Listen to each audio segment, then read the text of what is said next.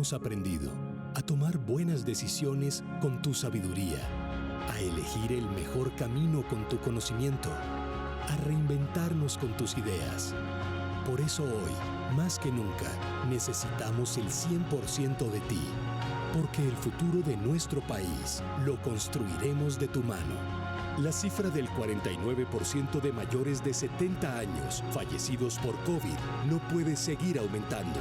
Sigue las medidas de bioseguridad y ayúdanos a cuidarte. El futuro es de todos. Gobierno de Colombia. Camila, 28 años, se sube al bus sin mantener la distancia mínima de 1,5 metros. No lo sabe, pero la persona que va a su lado es positivo para COVID. Llega a casa, saluda a Paula, su hija de 9 años, y a su abuela Rosa de 72. Camila es asintomática, su hija tiene fiebre, su abuela no puede respirar. Todas son positivo. Paula y Camila se recuperan. Rosa fallece. Camila, ¿por qué no tomas la distancia mínima? Su excusa, ya uso tapabocas. ¿Para qué más? Tus excusas ponen en riesgo tu vida y la de muchas personas. Aprendamos a convivir para poder vivir. El futuro es de todos. Gobierno de Colombia. Colombianos, muy buenas tardes. Una vez más los saludo desde la sala del Consejo de Ministros en la Casa de Nariño, la casa de todos los colombianos. Le damos la bienvenida a nuestro espacio de prevención y acción, dándole gracias a Dios y pidiéndole siempre por nuestro país.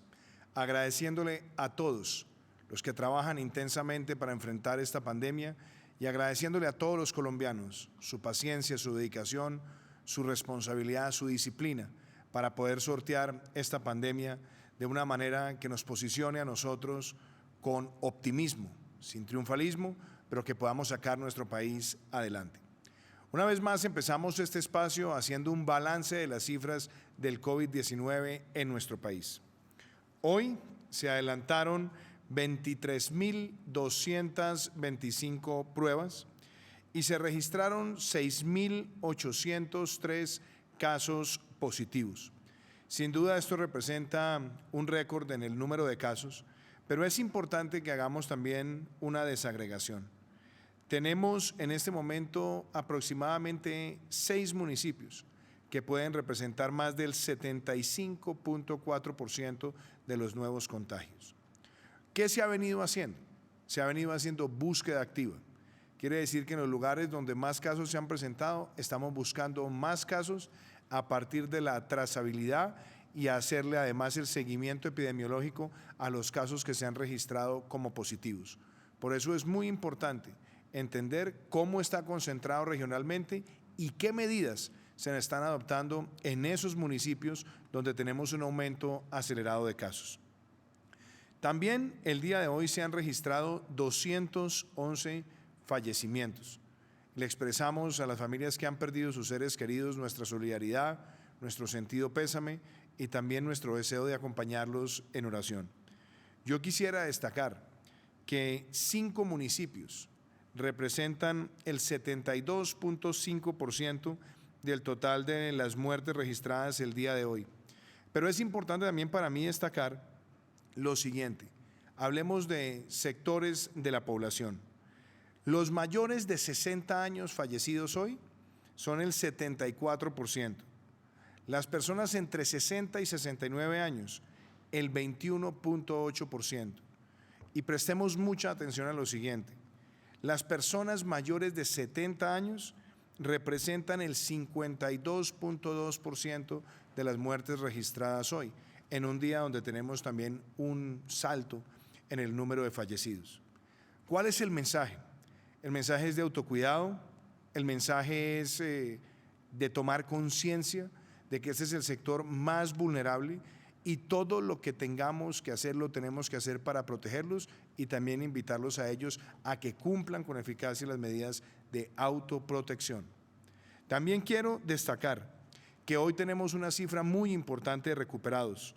Hoy se registraron 2.528 recuperados, lo que nos lleva a 58.800 recuperados en todo el territorio nacional.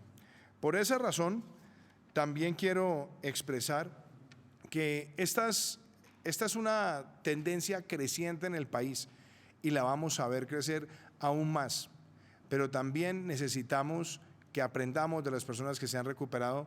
Muchos de ellos han estado en el espacio de prevención y acción y nos han dado recomendaciones muy claras del distanciamiento físico, del uso del tapabocas, del lavado constante de manos y de seguir los protocolos de bioseguridad. Quiero también compartir las cifras mundiales que tenemos hoy, donde se registran en total 12.382.748 casos. Tenemos casos activos 4.680.072. Se registran 6.796.045 recuperados y hay 556.895 fallecidos. Yo quisiera empezar el espacio de prevención y acción hoy haciendo unas reflexiones que quizás las hemos escuchado varias veces, pero tenemos que siempre recordarlas. La primera, esta pandemia va a estar presente por lo menos un año y lo estamos viendo en todo el mundo. Los países se enfrentan al debate de reactivar vida productiva y al mismo tiempo proteger la vida, proteger la salud, mantener capacidades que permitan atender a los pacientes críticos. No hay una vacuna y no hay en este momento un tratamiento que podamos decir está certificado como paliativo frente a esta enfermedad. Por lo tanto, la responsabilidad de todos está en adaptarse y en adoptar medidas preventivas que sean eficaces. La segunda reflexión, ¿vamos a ver en América Latina en las próximas semanas grandes desafíos? La respuesta es sí.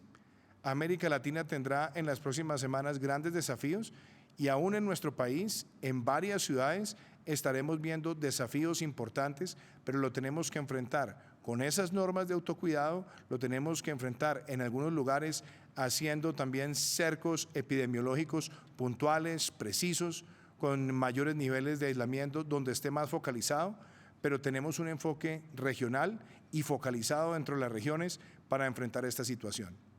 Ese ha sido el mecanismo que se ha empleado en ciudades como Leticia, que se ha empleado en Tumaco, que se ha empleado en Cartagena, en Barranquilla, y el que seguiremos empleando en otras ciudades del país. Por supuesto, es igualmente importante que aumentemos al máximo capacidades de pruebas y de rastreo, pero también que hagamos todo el énfasis en entender que el concepto de aislamiento preventivo, aunque tiene excepciones de recuperar la vida productiva y quizás para muchos son demasiadas excepciones, el sentido de la excepcionalidad es para que todos mantengamos ese espíritu de alerta y que entendamos que no hemos regresado a una normalidad como la que teníamos antes de la pandemia y que tenemos todos que mantener el máximo nivel de autocontrol y de disciplina y de obediencia ciudadana. ¿Por qué? Porque esas son las herramientas necesarias para contener la expansión exponencial del virus. Aún con las cifras que tenemos, Colombia en términos de muertes por millón de habitantes, en letalidad, inclusive en las cifras de contagios por millón de habitantes, luce mejor que muchos países del mundo, pero no por eso podemos bajar la guardia. Nuestro deber es estar observando muy detenidamente cómo se comporta la pandemia en cada lugar del territorio nacional. Y sabemos que hay ciudades que van a enfrentar en las próximas semanas desafíos importantes, pero vamos a estar trabajando en equipo, como lo hemos venido haciendo en cada uno de los entes territoriales donde hemos enfrentado desafíos similares. Así que esos son temas que vamos a abordar hoy en el espacio de prevención y acción, y quiero empezar contándoles a ustedes varias cosas que son relevantes. La primera, hoy estuvimos acompañando lo que fue la entrega del primer proyecto vial de cuarta generación culminado en su totalidad. Ese proyecto une Girardot, Honda, Puerto Salgar. Se entregaron hoy infraestructuras nuevas, se entregaron nuevos puentes, se entregaron también obras con mantenimiento y por supuesto también hemos garantizado que hay elementos de mejora en algunas de las vías para que sean entregados en su mayor capacidad. Allí participamos con las autoridades locales, estuvo el gobernador del Tolima, el gobernador de Cundinamarca, el gobernador de Caldas, y también pudimos mostrarle a los colombianos que aún en medio de una pandemia las obras se siguen entregando para conectar a nuestro país y para que eso se traduzca en mejorar la calidad de vida de los ciudadanos. Hoy es un momento importante y, como lo hemos dicho, hace parte de una estrategia que es concluir, y quiero destacar la labor de todas las personas que trabajaron en estos proyectos, donde aún en medio de la pandemia supieron adaptarse en la reactivación de su vida productiva. También hoy quisiera hablarles de cómo sigue avanzando el PAEF, el Programa de Apoyo al Empleo Formal, cómo va llegando a distintas entidades, y hoy queremos ver cómo el PAEF, que subsidia el 40% del salario mínimo legal para aquellos que han visto afectados sus ingresos un 20% o más, sirve para proteger la fuerza laboral de nuestro país. Así que los dejo con este importante ejemplo, que es el caso de CAFAM, cómo el PAEF llega a CAFAM y protege empleos. CAFAM tomó la determinación de vincularse a este programa y de solicitar la ayuda del Estado, porque con ocasión de la emergencia sanitaria que estamos atravesando, pues nos vimos en la necesidad y en la obligación de cerrar varios de nuestros servicios como habitualmente los veníamos prestando, y por eso solicitamos la ayuda formal del gobierno a través de este programa.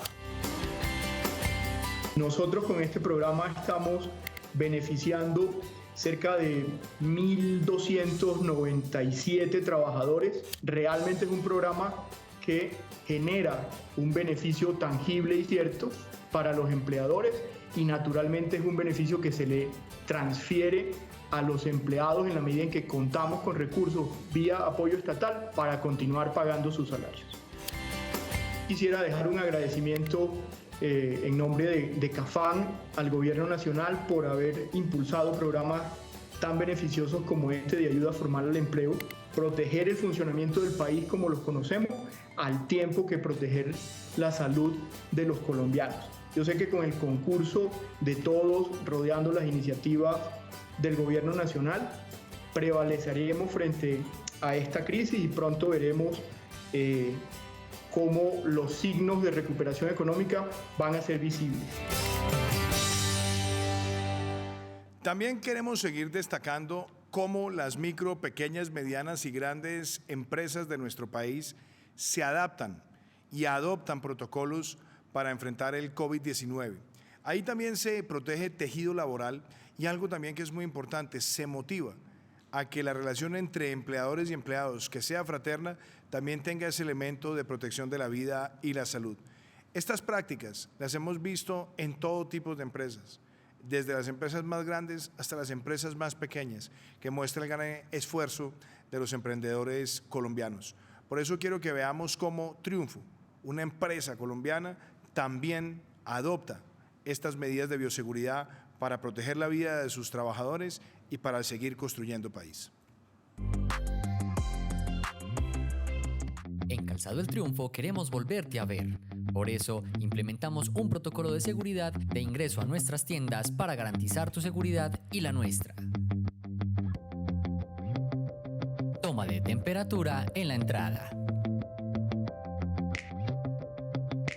Desinfección de zapatos con alcohol.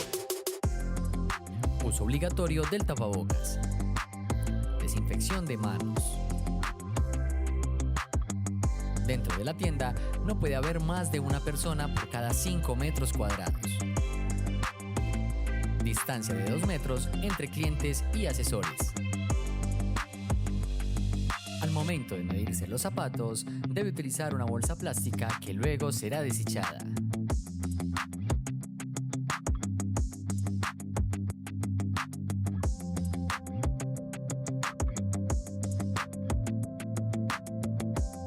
Además, se contará con avisos visibles para comunicar las medidas establecidas. Gracias por tu visita. Es responsabilidad de todos evitar la propagación del COVID-19. Mi responsabilidad es Colombia. Como lo dijimos, esta semana, a partir del próximo 15 de julio y al 1 de agosto, seguimos nosotros bajo el paraguas para enfrentar el COVID-19, el aislamiento preventivo obligatorio. Sabemos que es un aislamiento que es cada vez más focalizado, más selectivo, que va dando espacios de recuperación de vida productiva dentro de un régimen de excepciones, pero que también marca diferencias puntuales entre municipios sin afectación de COVID con baja afectación de COVID, con mediana afectación y con alta afectación. Ahí tenemos pautas de apertura de sectores, tenemos pautas de pilotos y también restricciones y medidas que son necesarias para sectores y actividades en nuestro país. Esas nuevas reglas están plasmadas en el decreto 990. Un decreto que fue expedido en las últimas horas y que es una herramienta para los gobernantes locales. Ahí también les estamos dando espacios a gobernadores y alcaldes para que ellos vayan llevando esa regulación de aperturas y de pilotos de tal manera que sigamos recuperando actividad productiva y la hagamos con el máximo nivel de seguridad en la adopción de bioprotocolos. Así que quiero una vez más que ustedes puedan ver en detalle en qué consisten esas normas y regulaciones contenidas en el decreto 990.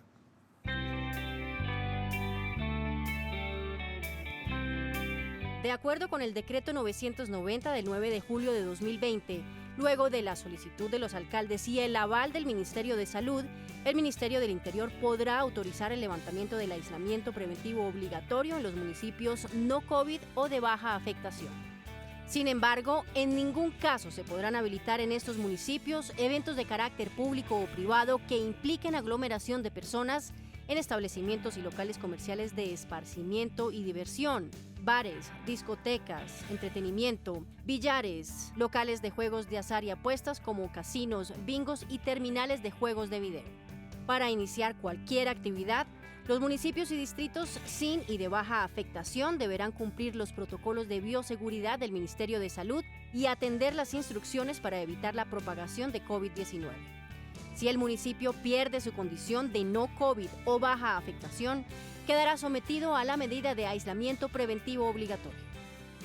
En municipios de moderada y alta afectación tampoco se podrán habilitar eventos de carácter público o privado que impliquen aglomeración de personas en establecimientos y locales de esparcimiento y entretenimiento.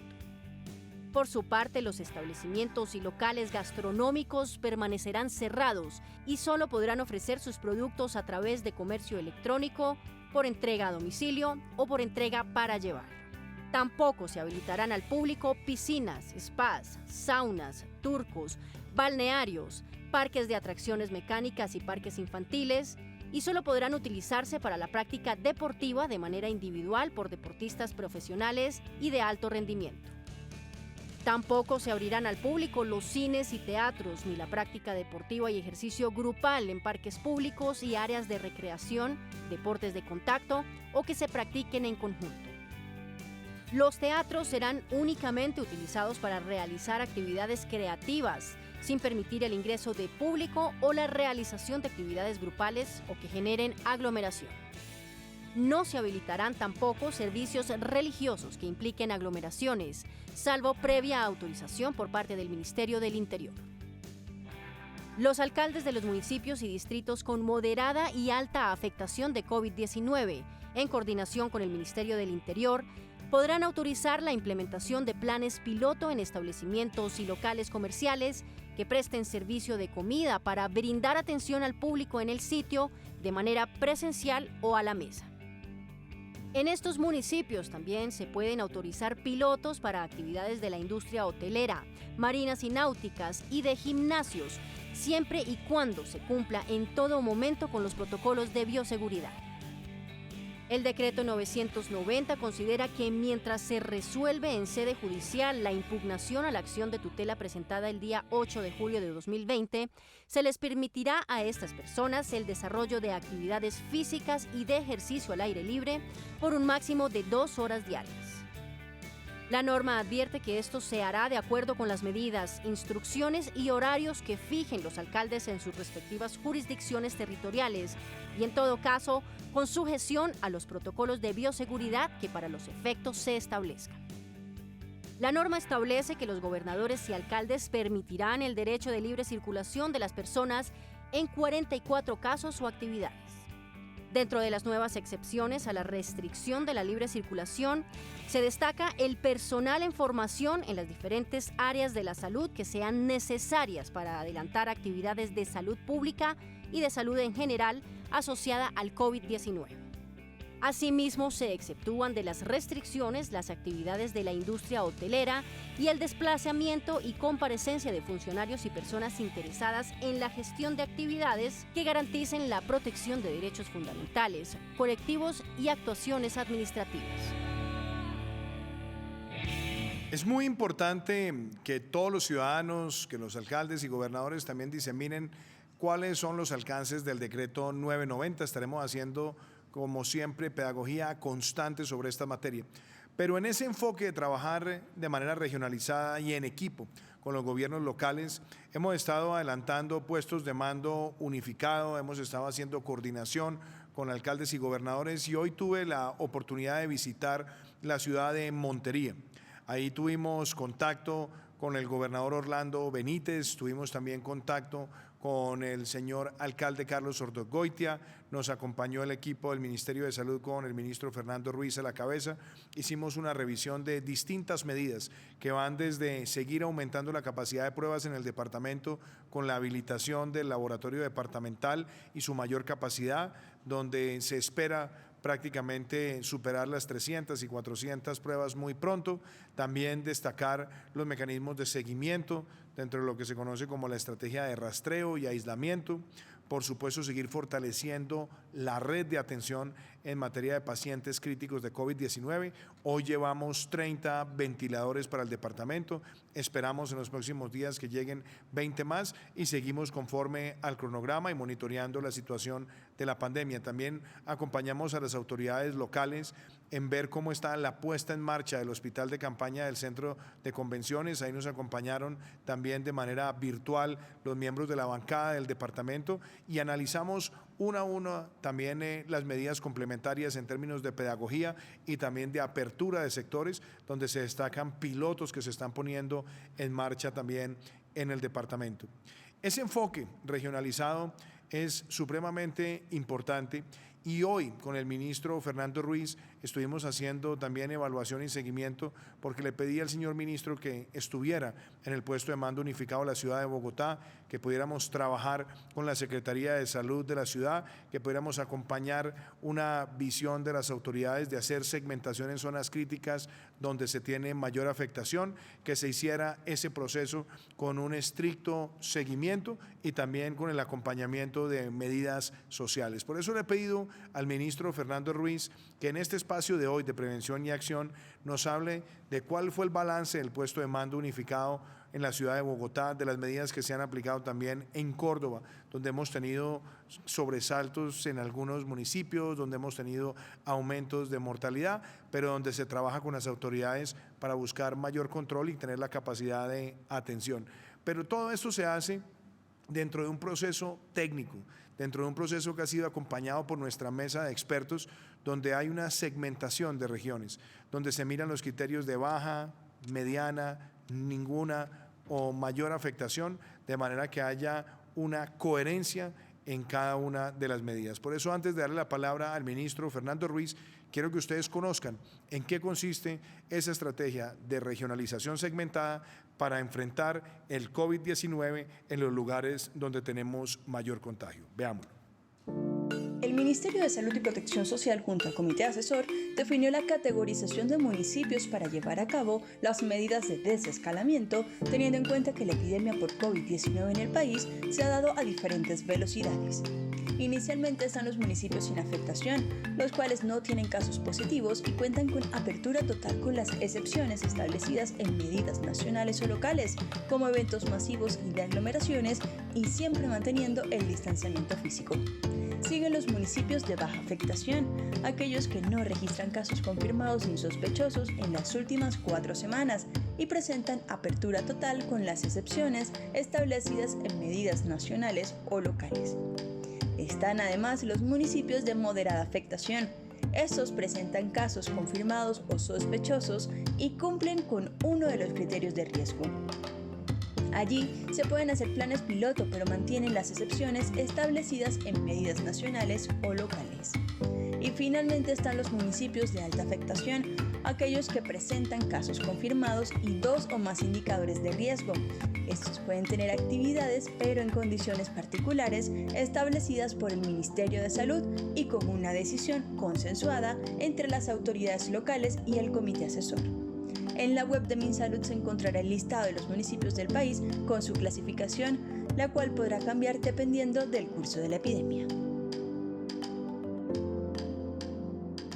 Ministro Fernando Ruiz, entonces hablemosle a los colombianos de cómo van esas medidas en las distintas categorías de municipios. Hablemos del puesto de mando unificado de hoy en Bogotá, las medidas que se han hecho en coordinación para mejorar la capacidad de atención y también en quitar velocidad de propagación de la pandemia. Y por otro lado, cómo se adelantó también el puesto de mando unificado hoy en Montería, las medidas que hemos adoptado hoy con el señor gobernador y el señor alcalde, bajo una premisa, y es la de seguir focalizando, y en la medida que se focaliza, que se aísla, que se hace trazabilidad, también se da un espacio de continuidad en la recuperación de vida productiva. Lo escuchamos.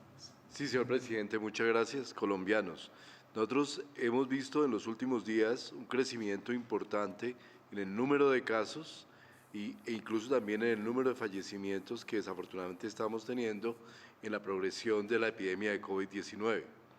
Esto era absolutamente previsible, lo hemos venido diciendo, que en la medida que vaya transcurriendo el tiempo vamos acercándonos a un número mayor de casos y que probablemente esta situación de pico la tendremos entre los meses de agosto, julio y agosto y probablemente algo de septiembre de este año. Esto significa un crecimiento. Nosotros hemos planteado desde el principio, se planteó una cuarentena, un aislamiento preventivo obligatorio general. Su objetivo fue restarle velocidad a la propagación.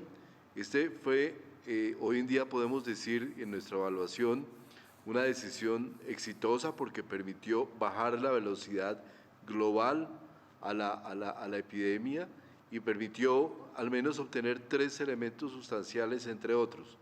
Primero, el mejoramiento de las capacidades de seguimiento, capacidades técnicas, capacidades de laboratorio. Pudimos crecer, como es claro hoy, de un laboratorio de referencia a 89 que tenemos el día de hoy, de más o menos 500, 600 pruebas al inicio, a más de 20.000 pruebas. Hoy tenemos una capacidad instalada de 24.000 pruebas solamente en menos de 3 meses pudimos crecer toda esa capacidad. También hemos podido generar una cultura del autocuidado en la cual usted, presidente, ha sido tan enfático y repite y repetimos todos esos mensajes importantes de lavarnos las manos, de guardar la distancia física, de utilizar el tapabocas. Hoy en día los colombianos tenemos introyectado en nuestro cerebro, en nuestro pensamiento permanente, que cuidarse, el autocuidado es absolutamente fundamental para poder tener un éxito en el manejo de la epidemia, en la afectación que vamos a tener. Esto no busca reducir ni de ninguna manera decir que no nos vamos a contagiar, busca que tengamos la menor afectación posible y que los servicios de salud puedan actuar. Y ese es el tercer punto fundamental, diferir la afectación, lograr que nos vayamos diferiendo el tiempo, que se va prolongando en el tiempo ese número de casos nuevos que se van presentando y no tengamos un pico puntual que simplemente no podamos soportar desde los sistemas de salud. Yo lo que ustedes han visto es que hasta ahora nuestro sistema de salud ha podido, desde las capacidades que se han construido, atender a la población colombiana en las necesidades que nos genera el COVID-19. Dentro de esa estrategia y de ese proceso de aplanamiento de la curva, se nos ha generado algo que también se buscó, y es que las ciudades tuvieran velocidades diferentes de crecimiento en la velocidad de transmisión, y eso lo estamos viendo hoy en día cuando vemos ciudades, como usted mencionaba, presidente, como Leticia, como Tumaco, que ya tuvieron su pico seguramente y están en un nivel de descenso. Eso no quiere decir que no puedan tener brotos eventualmente en el futuro, pero que seguramente serán de mucha menor intensidad. Y eso nos llevó con el comité asesor, con el comité de expertos, a definir para los 1.122 municipios del país 4 categorías para poder tener intervenciones estratégicas diferenciadas y estar concentrados mucho más en los municipios que van a mayor velocidad en la afectación. De hecho, en las 4 categorías, la primera la de municipios no COVID, que son en este momento al día de hoy 437 municipios, 38.9%, casi el 39% de la población de los municipios del país. Tenemos en municipios de afectación baja, aquellos que presentan un número muy bajo de casos, 30.3% de los municipios, corresponde a 340 municipios. Tenemos 20.3% de afectación moderada y tenemos el 10.4%, o sea, 117 municipios en alta afectación. Sobre estos últimos es que estamos dirigiendo todas las acciones focalizadas desde el Gobierno Nacional con el trabajo y con el concurso de los alcaldes y de los gobernadores territoriales. Los municipios de mayor afectación en estos días se encuentran especialmente en las regiones Caribe y Pacífico y también hemos venido creciendo de manera importante en la ciudad de Bogotá. Por esa razón fue tan importante este trabajo con la ciudad de Bogotá para poder llegar a un puesto de mando unificado. ¿Qué es un puesto de mando unificado? Es el momento en el que nos sentamos, el espacio institucional en el que nos sentamos, el Gobierno Nacional, los entes territoriales, revisamos con el Instituto Nacional de Salud los indicadores que tenemos en el respectivo departamento o municipio, se revisa el plan de acción que está llevando a cabo el departamento o el municipio, se discute con todas las entidades del orden nacional y territorial y finalmente se hacen acuerdos sobre cómo se debe ajustar esos planes de acción para poder abordar la epidemia. Hoy en día, y de manera de ejemplo, llevamos a cabo el de la ciudad de Bogotá. Durante toda la semana estuvimos trabajando desde el Ministerio de Salud, desde el Gobierno Nacional, bajo las órdenes del señor presidente, con la alcaldía municipal, con la alcaldía de Bogotá, con la alcaldesa, con el secretario de Salud, trabajando intensamente en definir cómo debería ser la estrategia a futuro en este momento en que se encuentra la ciudad de Bogotá. Igual que como lo hemos hecho en otros municipios, este es el 10º PMU, anteriormente lo hemos ejecutado en Leticia, Barranquilla, Cartagena, Santa Marta, Sincelejo, Quibdó, Buenaventura y Cali, y así seguiremos desarrollándolos en la medida que los municipios se nos vayan afectando a lo largo del tiempo. ¿Cuáles fueron las definiciones principales para la ciudad de Bogotá? Hacer un proceso de bloqueos epidemiológicos territoriales focalizados agregando localidades según su área, sus llamadas áreas de confluencia. ¿Qué es un bloqueo? Fundamentalmente se busca cerrar el área. Dentro de esa área, que en el primer caso van a ser 6 localidades, cerrar esa área y en ese ámbito de las 6 localidades tomar acciones de volver a aislamientos obligatorios, cerrar alguna de las actividades. ¿Para qué? Para fundamentalmente reducir la velocidad de transmisión del virus en ese ámbito. ¿Por qué lo hacemos en unas áreas focalizadas? Porque desde el observatorio que ya también pudimos construir a nivel nacional, donde podemos hacer hoy en día, tenemos la capacidad de hacer seguimiento de cada municipio del país, ya podemos, incluso en la ciudad de Bogotá, que tiene una población que representa prácticamente las 6 siguientes ciudades del país, es necesario abordarla no solamente como una ciudad porque es demasiado grande ese análisis, sino ya localidad por localidad. Y en este momento, presidente, podemos decir que hemos logrado para la ciudad de Bogotá, desde el Instituto Nacional de Salud, desde el Ministerio de Salud, poder hacer análisis de las variables críticas para cada localidad con el apoyo de la Alcaldía Mayor de Bogotá. Con esa información podemos ya establecer acciones en la localidad de Kennedy, en la localidad de Ciudad Bolívar, en la localidad de Bosa y conocer qué efecto están teniendo esas acciones y por eso se tomó esa decisión de sus cierres localizados que van a ser por 14 días, después de lo cual se da una liberación y se abordan otras localidades de manera secuencial en un proceso que nos llevará probablemente hasta el 23 de agosto, de acuerdo con lo que se planteó con la alcaldesa. Acciones que siempre estarán mediadas, de acuerdo como fue la instrucción desde el Gobierno Nacional, desde el Ministerio de Salud, por la evaluación permanente de los resultados que vamos logrando en la ciudad, en el Comité Asesor del Ministerio de Salud, que es la instancia con la autoridad para hacer recomendaciones dentro de la autoridad sanitaria, que es el propio ministerio. También se definió ya específicamente los momentos de la cantidad de equipos, ventiladores que estaremos entregando a la ciudad, que ya hemos entregado, los cuales se aportarán 781, que es el plan para aporte entre los meses de julio y agosto, con lo cual cerraremos completamente ese aporte, y lo cual significa que con el compromiso del 30% que asume la Alcaldía Mayor de Bogotá, habremos habilitado 1.032 camas de cuidado intensivo. ¿Qué significan 1.032 camas de cuidado intensivo en la ciudad? Significan prácticamente duplicar la capacidad de cuidado intensivo en la ciudad. Y con ello podremos, con los aportes que han venido haciendo los propios entes privados, incluso aumentar mucho más esa capacidad, de manera que ese proceso de expansión hoy en día puede dar una gran tranquilidad, o por lo menos una tranquilidad a los bogotanos, en el sentido que vamos a tener esa capacidad expandida.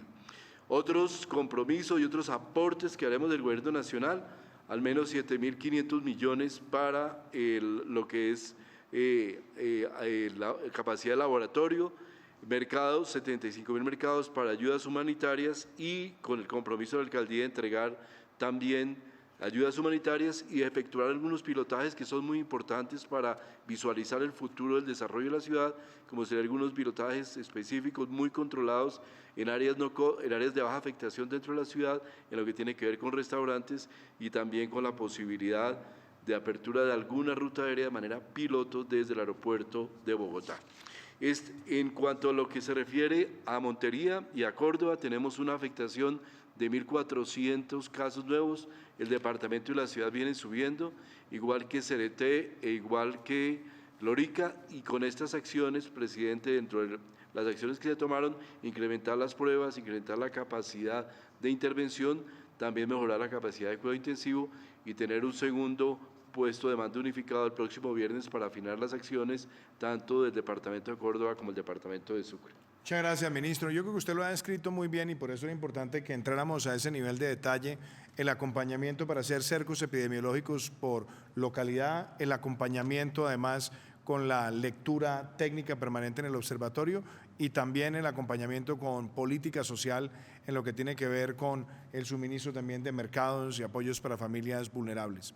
Ese mismo enfoque regionalizado fue el que hoy llevamos al puesto de mando unificado en la ciudad de Montería, y nos acompañan en este momento el señor alcalde de Montería, Carlos Ordóñez, y el gobernador Orlando Benítez, que están desde la ciudad de Montería y que nos quieren hoy también compartir muchas de estas medidas y los resultados que están teniendo. Así que yo quisiera empezar con usted, señor gobernador Orlando Benítez.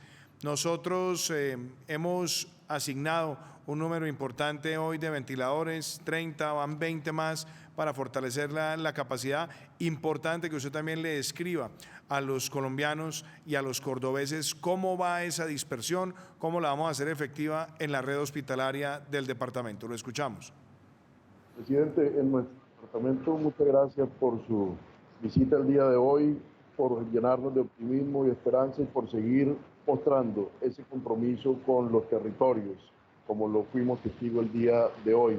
Seguimos dándole prioridad a la vida y la salud, al asistencialismo social, y hoy en el marco de esa fase de recuperación y reactivación económica. Nosotros, presidente, como le contaba en este mismo espacio hace 2 meses y medio, encontramos un departamento con solamente 195 camas de unidades de cuidados intensivos. A la fecha ya tenemos 290 camas UCI, que con esos 30 nuevos ventiladores que usted nos va a entregar entre 170, más los 126 que yo garanticé con recursos de la gobernación, en gran parte por el decreto 461 que usted suscribió, vamos a pasar de esas 200 camas que teníamos al principio a 600, a mediados de agosto por tarde, triplicando nuestra capacidad. Hoy ya en 2 meses, como le digo, hemos aumentado 100 camas. Tenemos hoy una tendencia creciente a partir de los últimos 15 días. Estamos rasando los 1.500 casos COVID positivos y cerca de 150 muertes. Se concentran, presidente, principalmente en 4 municipios, en Montería, en Cereté, en Lorica, en Sahagún. Tenemos más del 80% de los casos COVID positivos. Aquí, gracias a su gestión del ministro de Salud y de la Super, tuvimos la reunión con las EPS precisamente para decirles, para reiterarles, para recordarles su compromiso de que nos cumplan, de que también sean recíprocos con ese esfuerzo con la red, porque solamente a la fecha han hecho 9.000 pruebas en nuestro departamento. El 74% de nuestra población pertenece al régimen subsidiado, es decir, no hemos llegado a través de las pruebas de las EPS ni al 1%, y eso nos ha dificultado en la oportunidad diagnóstica. Allí, muy pertinente, sus buenos oficios y su acompañamiento. Nos llena de una mejor capacidad instalada los 30 ventiladores que usted nos entregó el día de hoy, más 10 que logramos adquirir que nos entregaron, que la próxima semana vamos a instalar. Hoy tenemos, presidente, en estos momentos el 72% de la capacidad ocupada. A principios de semana teníamos el 82%, lo que nos conllevó a tomar precisamente la alerta roja. Hemos mejorado notablemente y en gran parte gracias al trabajo articulado, al trabajo en equipo, bajo los lineamientos del gobierno nacional, en acompañamiento con nuestro alcalde de la capital, Ordóñez, los 30 alcaldes en general, sin vanidades, sin rivalidades excluyentes. Es un problema de todos y hemos actuado en equipo de acuerdo a nuestras competencias y yo creo que eso ha hecho menos difícil. Hoy estamos en esa fase reiterándoles, presidente, a todos la pedagogía, recordándoles que las instituciones ponemos de nuestra parte, mejoramos nuestra capacidad instalada, los laboratorios, las pruebas, se está haciendo búsqueda activa, se han tomado medidas de orden público, pero jamás serán todas contundentes si no hay un compromiso total de la comunidad. Eso es fundamental y así se los hemos manifestado, que la conducta individual de cada persona es lo que va a marcar nuestro propio destino.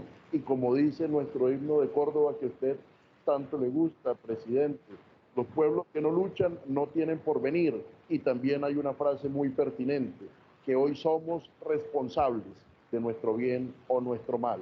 Y por eso debemos juntos trabajar articulados para superar esta pandemia. Muchas gracias, gobernador Orlando Benítez. También está con nosotros el alcalde Carlos Ordóñez. Alcalde, 2 cosas muy importantes que vimos en el puesto de mando unificado. También la habilitación del centro de convenciones como hospital de campaña, capacidades que están preparadas. Algo que también quiero destacar, cómo usted ha conformado también un equipo que ha sido capacitado para hacer trazabilidad y fortalecer la capacidad de aislamiento de pacientes y la red de contagios que pueda tener el paciente positivo. Y algo que también quiero destacar, la campaña pedagógica de la recuperación de vida productiva.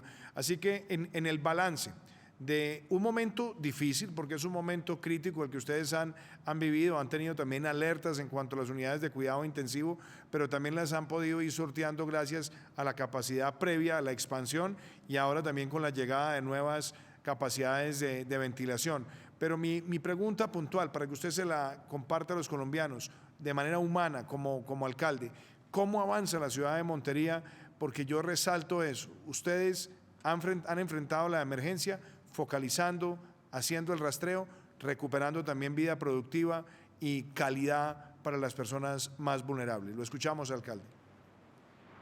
Presidente, un saludo muy especial a usted, a todos los colombianos, al ministro de Salud también, y decirle y agradecerle por su acompañamiento el día de hoy a Montería. Presidente, nos sentimos orgullosos, no solo yo como alcalde, sino todos los monterianos, porque usted escogió a Montería en su primera visita, primera capital que usted visita, presidente, en este momento.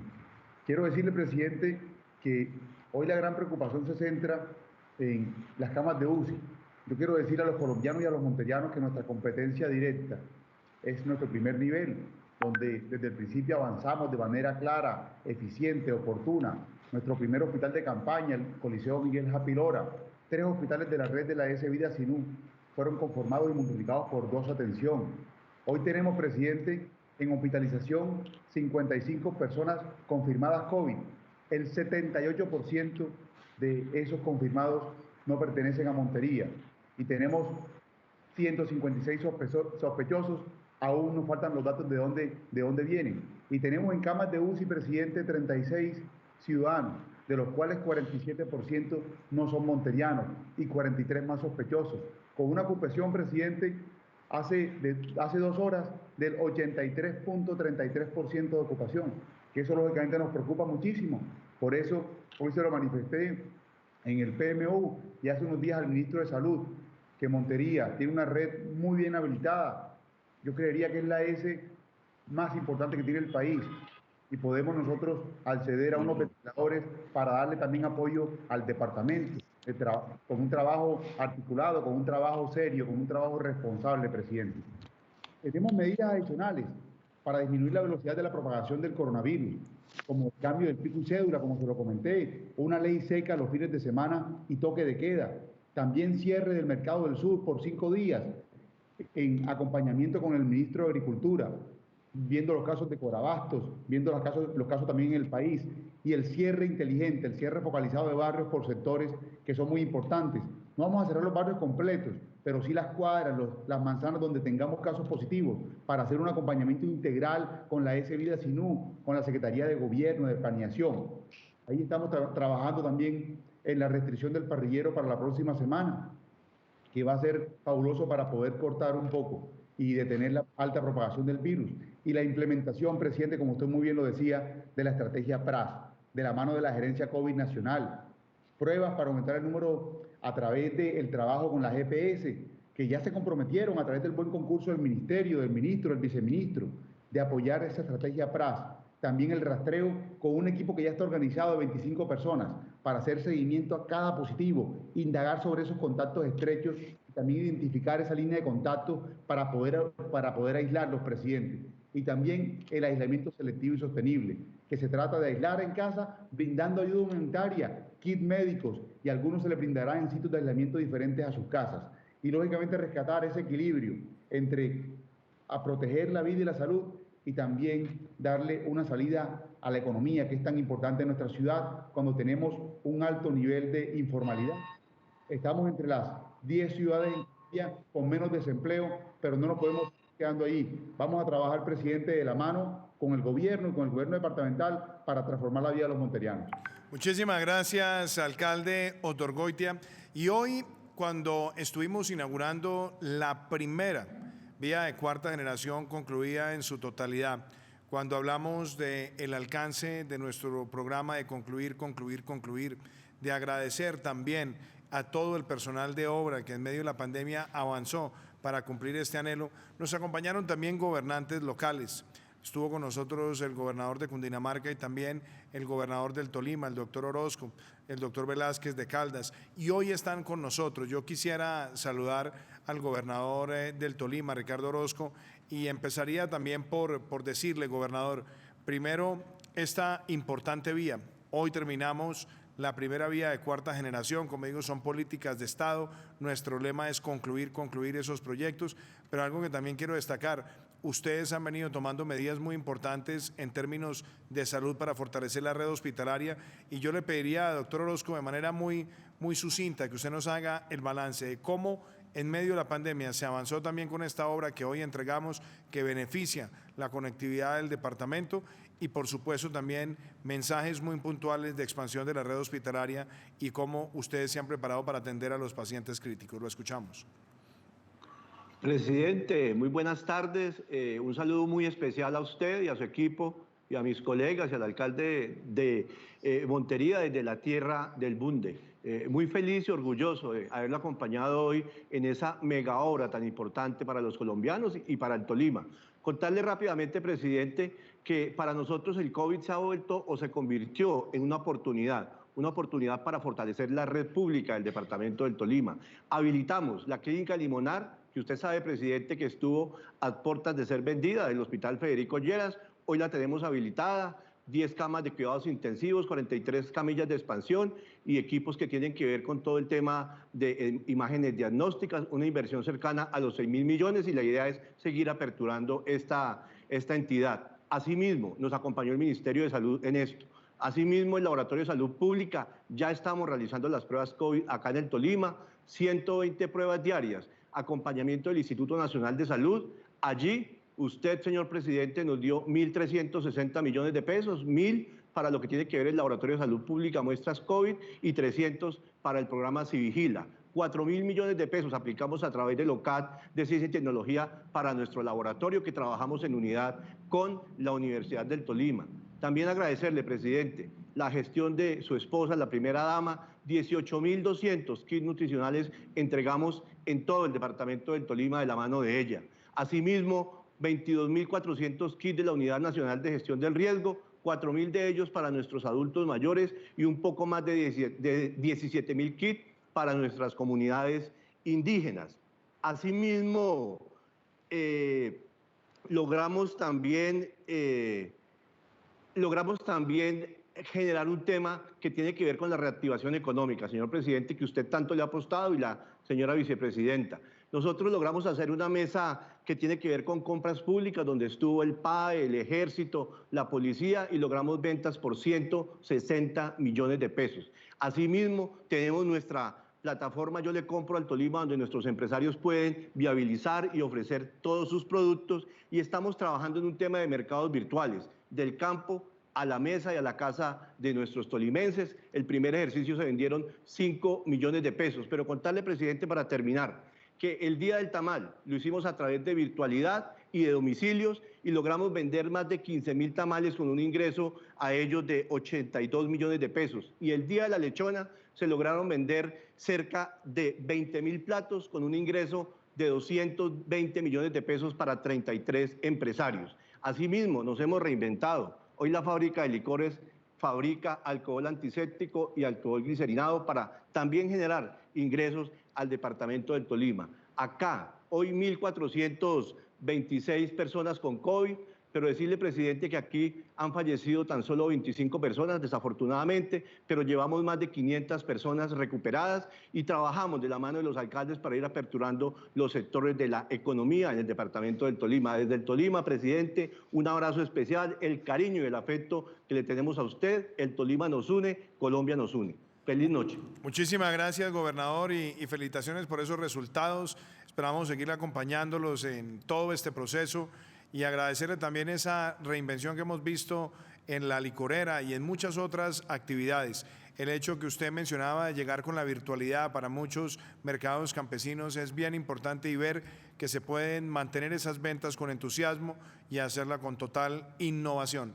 También está con nosotros el gobernador de Caldas. Doctor Velázquez, muchas gracias. Le agradecí infinitamente que usted nos hubiera acompañado hoy en esta entrega de la primera vía de cuarta generación que se concluye en el país. Como lo dijimos hoy, políticas de Estado. Aquí no se trata de sacar provechos políticos individuales, las vías le pertenecen a los ciudadanos, pero en ese lema de concluir, usted nos ha visto muy activos, y yo quiero agradecerle también el apoyo con todas las medidas de bioseguridad para que estos proyectos se reactivaran y le trajeran ese enorme beneficio, y por supuesto en el que estamos trabajando con usted, que esperamos sea una realidad en el 2022, que sea nuestro aeropuerto del café. Yo quisiera preguntarle sobre cómo avanzan estos procesos, pero también el tema de la red hospitalaria, en el cual usted ha sido muy juicioso, y por supuesto hacer referencia muy puntual al programa de atención a pacientes críticos. Lo escuchamos, gobernador. Pues, señor presidente, un saludo muy especial. Me ha pedido ser muy concreto. Yo quiero agradecerle este espacio que me permite para saludar a mis amigos gobernadores, para saludar a todos los colombianos. Nosotros, presidente, desde un principio empezamos a trabajar por 3 pilares: vida, solidaridad y futuro. En vida hemos venido trabajando de la mano de sus diferentes ministros, hemos logrado llegar a un sinnúmero de caldenses, hemos logrado, fíjese usted, presidente, de 1 millón de caldenses, solo tenemos 2 personas en cuidados intensivos. Eso yo creo que es un gran logro para el país, para todos los colombianos, y hemos tenido 7 víctimas fatales por coronavirus, lamentablemente, pero sabemos que podrían ser más.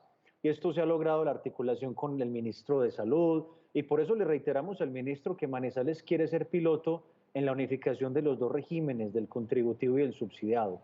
En materia de nuestros 14 hospitales, estamos articulando regalías con los diferentes alcaldes y ya tenemos un paquete, presidente, por 13.000 millones de pesos para mejorar infraestructura, por supuesto, en temas de coronavirus. Ese es el primer pilar de vida, solidaridad. Hemos llegado, presidente, a cerca de 300.000 hogares con pruebas, con mercados, con diferentes ayudas, con kits, con elementos de bioseguridad y demás, con toda esa devolución del IVA que usted lideró. Son muchas políticas que nos han permitido llegar a 300.000 hogares en el departamento de Caldas.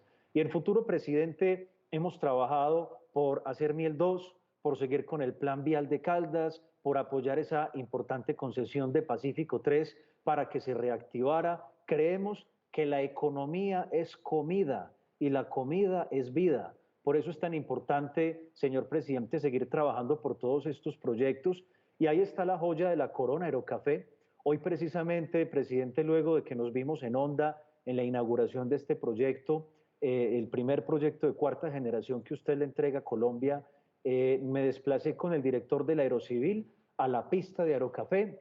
Ahí estuvimos mirando temas, detalles y demás con todo el equipo de Aerocafé, mejor del Aerocivil. Y en ese sentido, presidente, estamos trabajando articuladamente. Quiero decirle que tenemos en este momento 2.000 reactivos, ¿no? Para poder hacer pruebas necesitamos para los próximos días 3.000 reactivos más para poder seguir haciendo pruebas. Agradecerle, presidente, al ministro por los 15 ventiladores que nos van a enviar en los próximos días. Nosotros también estaremos realizando compras. En todo caso, presidente, creo que hay una articulación nación-región y en ese sentido agradecerle a usted por su trabajo, por su deferencia con el departamento de Caldas, decirle pues que bienvenido y gracias por apoyar el proyecto de Aerocafé y al señor ministro, quien atendió nuestro llamado y nos acompañó a La Dorada, donde queremos hacer el hospital de 3er nivel. Muchas gracias, ministro y señor presidente. Muchas gracias, gobernador, y se nos agota el tiempo hoy en Prevención y Acción, y de nuevo un mensaje que yo quiero enviarlo con profundo sentimiento de responsabilidad. Tiene que ver con la protección de los adultos mayores. En las semanas que vamos a enfrentar, es fundamental su mayor rigor, su mayor protección, el sentido de autocuidado y que todos al interior de la familia también contribuyamos a ese cuidado. Si nosotros lo hacemos bien, con las personas mayores de 70 años seguiremos teniendo tasas de mortalidad bajas frente a esta pandemia. Si nos descuidamos, podemos ver un aumento acelerado de muertes. Y por otro lado, las mismas precauciones con las personas entre 60 y 69 que tienen preexistencias y comorbilidades y con otras personas de otras edades que puedan estar en situación de comorbilidades o preexistencias severas. Por eso, quiero dejarlos con este mensaje, el mensaje del cuidado de las personas mayores de 70 años, cómo hacerlo, y mañana estaremos no solamente adelantando nuestro Facebook Live para contestarle a los colombianos, sino que estaremos en la ciudad de Medellín y en la ciudad de Cali, llevando capacidad instalada para fortalecer la atención de pacientes críticos y también revisando las medidas que se han tomado con el Ministerio de Salud para enfrentar la pandemia. Muchísimas gracias, que Dios los bendiga y pónganle mucha atención a este mensaje para los mayores de 70 años. La población mayor es la más vulnerable a los efectos del COVID-19. Cuidarlos y protegerlos significa salvar vidas. Si los cuidamos, estamos protegiendo a los demás porque garantizamos la capacidad hospitalaria y la atención necesaria. Por eso, si vives con una persona mayor de 70 años, no bajes la guardia en las medidas de autoprotección y cuidado, por ti y por ellos. La responsabilidad es de todos y solo si nos cuidamos y nos autoprotegemos, lograremos salir adelante. Al seguir las recomendaciones de infectólogos y epidemiólogos, bajamos el porcentaje de víctimas por el COVID-19. Por eso, cuando salgamos a hacer mercado, cuando estemos en el trabajo, cuando lleguemos a nuestra casa, limpiemos nuestro calzado, hagamos el lavado frecuente de manos y tengamos distanciamiento con nuestros seres queridos. El COVID no es un juego y requiere de nuestra acción permanente. El uso de tapabocas, el distanciamiento y el lavado constante en casa es la mejor manera de cuidarnos en el hogar.